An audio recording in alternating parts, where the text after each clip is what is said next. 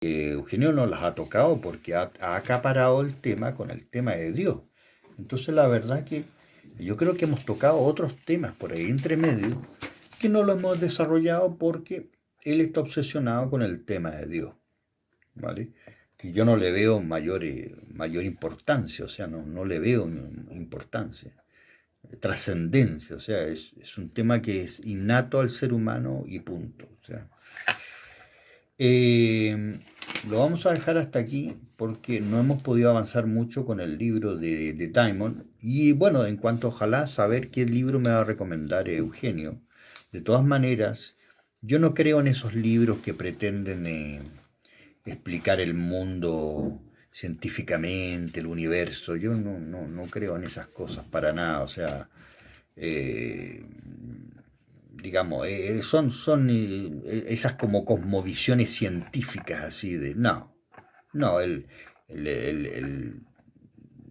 hay que aplicar la ciencia, pero no creo en esas grandes cosmovisiones científicas y nunca me han convencido, así como no creo en Hegel, o sea, eh,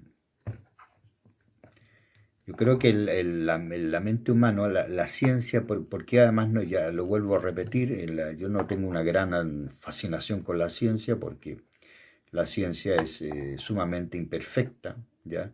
Va avanzando, es lo que tenemos, pero yo no venero a la ciencia, yo no hago una adoración de la ciencia, ¿ya? Para mí es un instrumento que se rompe y se vuelve a armar y se arman nuevas herramientas y van saliendo nuevas herramientas en el camino de la historia humana y nada más. O sea, no, la ciencia y en sí misma conlleva una serie de, ¿cómo llamarle?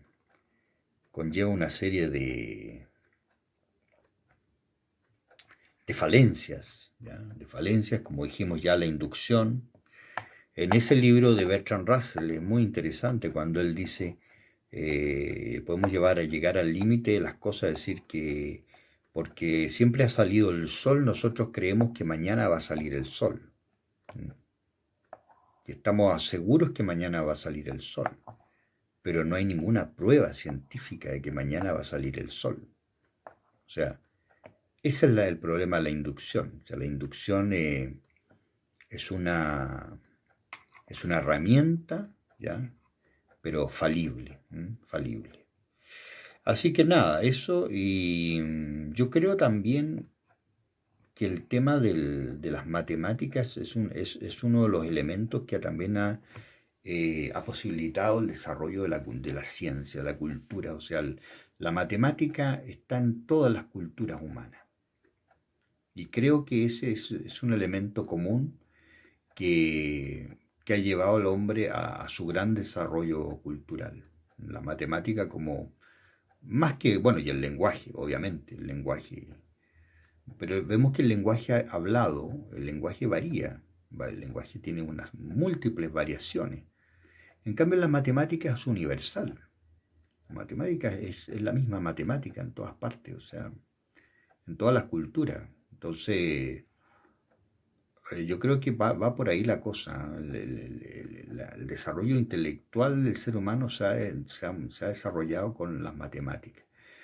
Y incluso el desarrollo conceptual del pensamiento, muchas veces lo podríamos analogar a la teoría de conjuntos. Fue una teoría que se desarrolló en alguna época de las matemáticas, no sé si hoy en día está vigente, pero es válida, ¿ya?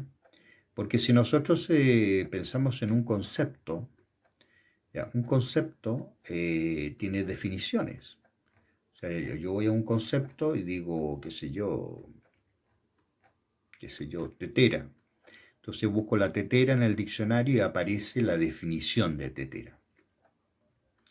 Entonces en el conjunto de tetera, en el conjunto tenemos el cuenco, la tapa, el pituto el asa para tomarla, o sea, todas esas son las piezas de la tetera. Son los elementos que componen la tetera. Entonces, en ese conjunto, nosotros pensamos igual como la teoría de conjunto, o sea, un concepto es un conjunto de elementos, por eso que el pensamiento conceptual es un pensamiento de incluir cosas en determinados conceptos para luego relacionarlas con otros conceptos, ¿ya?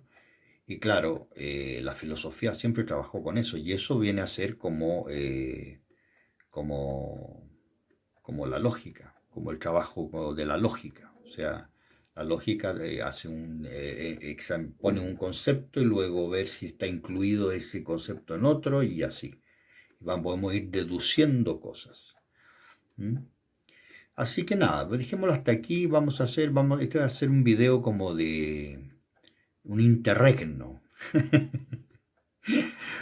Este va a ser un vídeo como de transición para ver hacia dónde podemos llegar con los próximos videos, porque sí está claro que nuestro amigo Eugenio no ha podido zafarse del problema de Dios, y a mí eso no me interesa porque para mí es algo totalmente natural y algo que no imposibilita el desarrollo de la inteligencia, al contrario lo posibilita. O sea, todas las culturas han tenido la idea de Dios y todas las culturas se han desarrollado con la idea de Dios y se han desarrollado grandes obras en esas culturas. Entonces, ¿qué tiene que ver y en qué medida, es como decir, las pirámides egipcias no sé, son unos monumentos impresionantes y ellos creían en Dios y en dioses?